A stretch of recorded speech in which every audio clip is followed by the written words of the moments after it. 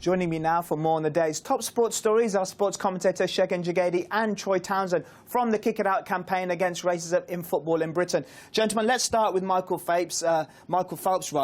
His fall from grace continues. He's now been given a 6-month ban by USA Swimming. Troy, is this ban severe enough, or is it too draconian, considering he wasn't on US swimming duty at the time? The police and courts will obviously have their say. Is this ban too excessive? What do you call excessive? It's hard to say in a situation like this. At the end of the day, you know, he's driving over the limit. He's a sports person. You know, he's someone that loads of people look up to. And I suppose that, you know, there has to be an understanding of what Michael Phelps is going through. And I think the ban probably just covers the period that he may have to be in rehab anyway. So it sends a kind of message out to other sports stars as well. And I know in America at the moment, they're really trying to get hold of their sports stars. There's various incidents going on in other sports as well. So I think it's quite significant that they have chosen to take these steps. And Segun, obviously no one's condoning what he's done. As we said, the police and the courts will obviously have their say on this. But if you take swimming away from Michael Phelps at this particular juncture in his life, he's obviously going through a tough period in his life.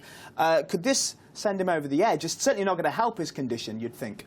Well, the lad has come out himself and he said he's going to go into rehab. So this is not the first time this is happening to him.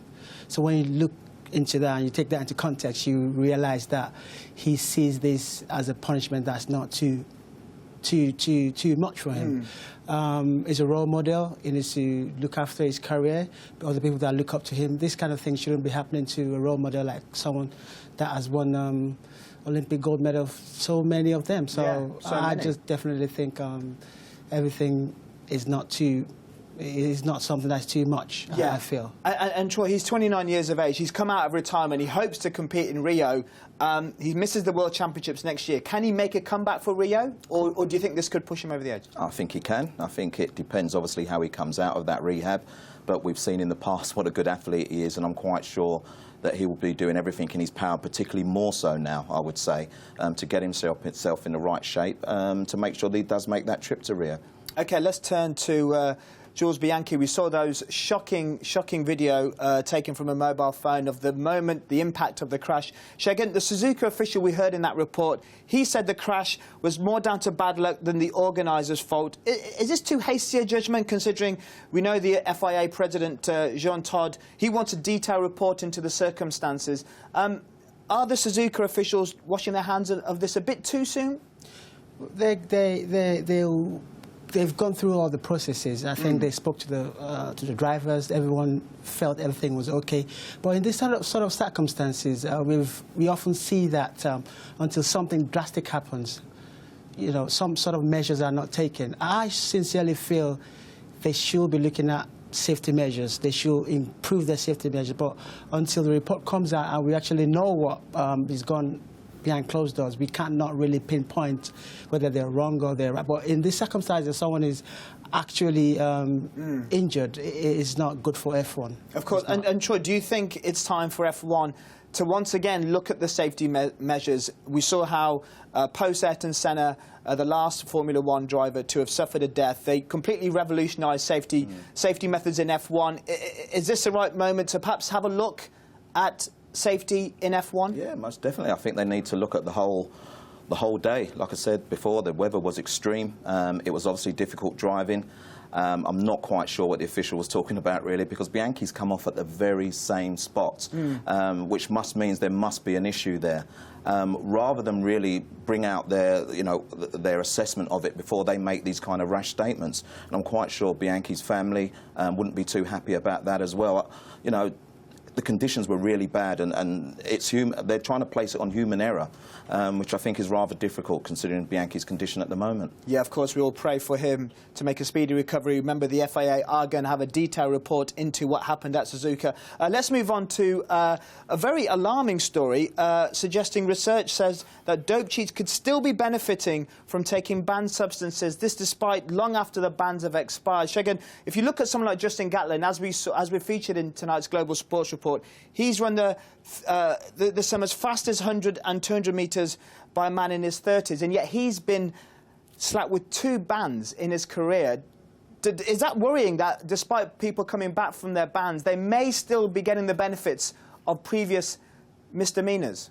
That's definitely worrying, and I mean, if the research has it and it's been proven, then they definitely have to look into it. If someone has been banned twice and they've been allowed to come back and they're improving on their performances based on what drugs they've used in the past, that is alarming. It definitely needs to be looked into. But Troy, I suppose, I mean, how do we sort of tackle this? Either you have this arbitrary ban, you ban someone for life if they have any doping offence. Is that a road you'd like to go down? I think you've said it there. He's been banned. Ban him. Full stop. That's it. It's the end of.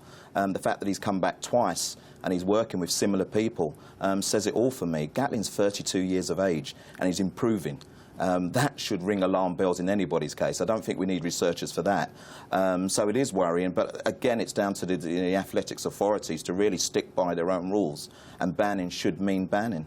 So, for example, you think someone like Justin Gatlin should simply not be running at all at the moment? I don't think he should be running at all. Once is bad enough, twice, and now they're looking at him again. They're not quite sure again. For me, you know, he's broken the rules, and he's continuing to break the rules. You know, there's this thing that you say, well, you know, you should, you know, help people back through, but in this case, I think that we've gone far too extreme. But Segun, what about a young teenager, 18, 19-year-old? He's committed one mistake regarding doping. Should that athlete be banned for life?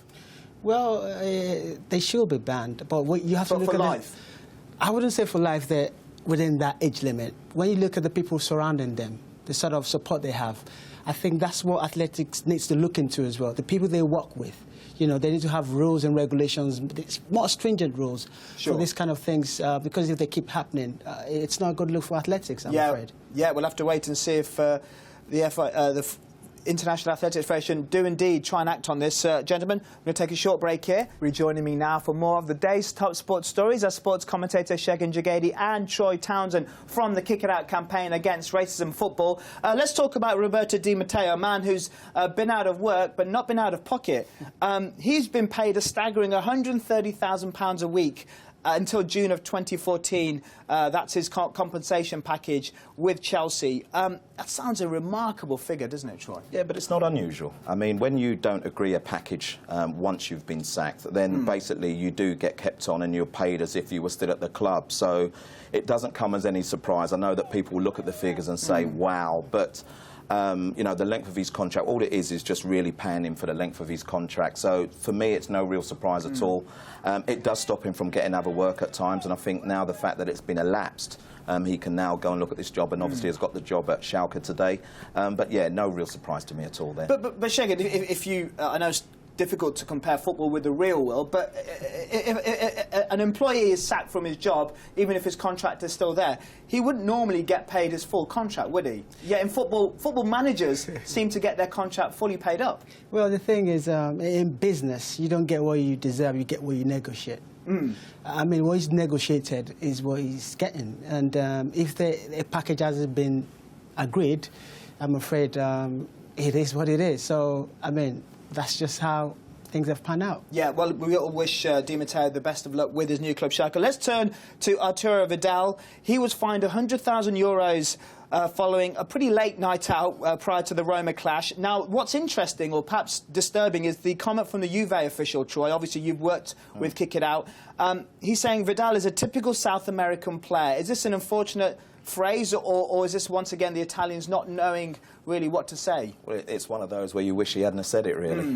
Sometimes you shouldn't give people the microphone to go and talk about these things. I mean, it's stereotyping, and at the end of the day, it's not a true reflection on South American players. Yes, you may have South American players that do go out, but then you could say the same about European-based players as well. So he's been fined. He's been fined heavily, and really that should be the end of the story. But I think they've created another story within a story there. Yeah, I mean, Segun, if a English Premier League manager or an official had said this, you'd expect the FA to have intervened? Oh, absolutely. And then if the player complains, or the other campaigning bodies that pinpoint that sort of statement, it will be looked into. I think in Italy, the way things are done sometimes are not so if I can use the word organized, you know, and things, the way we see things over here in the UK is different from the way they see things. He shouldn't have sent that, because you have a lot of dedicated footballers from South America, and the list goes on and on. Sure, and I'm sure Vidal would have learnt his lesson with that hefty fine. Let's move on to Kevin Pietersen. It's been a week of sporting biographies, autobiographies, if you like. He's now given this interview to the BBC saying that he stands by his bullying claims. Alternatively, you've got fellow players, Graham Swan, who played a lot of cricket with Kevin Pietersen, saying it's a load of old codswallop. Troy, who do you believe? It's very difficult. Kevin Pietersen is not going to retract anything he said now in his book. But he wasn't a golden child, so he had his moments as well. So this is why I don't really agree with books, because at the end of the day, what they're doing now is they're almost bickering, and the only sufferer here is the sport of cricket. This is an international setup. He says he's reported it. Who he's reported it to, we don't know. But it just sours cricket, and England are not in the best place at the moment as well. So it makes a kind of mockery of the whole setup and system for me. But Segun, he's made some serious allegations. If there is a bullying clique, a bullying culture, is it up to the ECB to at least investigate the claims? It is, but you have to take into context his own milieu of bullying. That's a key word. You know, some people might agree with him, some people might disagree with him. I just feel there needs to be some sort of way where this can be resolved. But he's gone out, he's put it in his book, he's not going to retract what he said. I just think the world of cricket needs to move on. But before moving on, this needs to be resolved somehow. There is an obligation from the cricket authorities now, the fact that he has mentioned it, to do a thorough investigation. Whether he's true or not, we have to take it on board, and hopefully they'll do that. And obviously it looks like Pietersen has certainly burned his bridges. You don't think he'll be playing for England again? I wouldn't have thought so. I think cricket's going to be going on a lot longer than what Kevin Pietersen will in terms of his international career. But the story of Kevin Pietersen's really interesting, isn't it? Obviously he came from South Africa as a teenager and managed to find his way into England, into the England setup. Do you think he'll look back on his career with some regret? He is the leading run scorer for England, but do you think he'll look back with some regret, considering that he's burnt so many bridges? He's a talisman. And, you know, talisman, no matter what sport you're in, they're the ones that capture the eye, they're the ones that are pleasing, they're the ones that people want to see. Kevin Pietersen was that person, and we would have hoped to have seen him play a lot more. Is there regret? Well, he's written this autobiography very soon and he's still playing the game, so I'm not quite sure he's regretting it at the moment, that's for sure. And Segun, out of all the books that are coming out this week, which are the one that you want to read? You've got Roy Keane, who's going after United, you've got Kevin Pietersen, you've got Rio Ferdinand. Which is the book that you want to get your hands on? I think I want to read all of them. How to get my hands on all of them, because it's quite interesting what these people put in their autobiographies. But at the end of the day, some of these things they come out and say, you know, I wonder why things have gone so sour for them to write this kind of thing. Sure. But there must be an element of truth in them somehow. Yeah, well, it certainly makes it interesting. Gentlemen, thank you as always. It's been an absolute pleasure having you here. Let's take a look at what's been getting the world's sporting attention on social media today. After an unbeaten start to the Bundesliga season, Bayern Munich's players were rewarded with a visit to Oktoberfest on Sunday.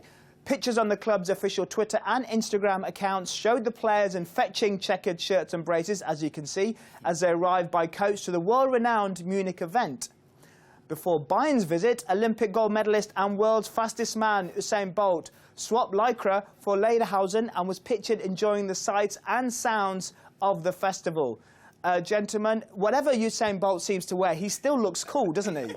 He's just that guy, isn't he? He really is that guy, isn't he? Like you say, no matter what he wears, he's going to capture everybody's imagination. He's a darling of the world of athletics and beyond at the moment. And would you guys consider wearing that type of attire to Munich and sink in a few beers? I'd be happy to join in at any stage, not a problem at all. OK, no surprise. Gentlemen, thank you.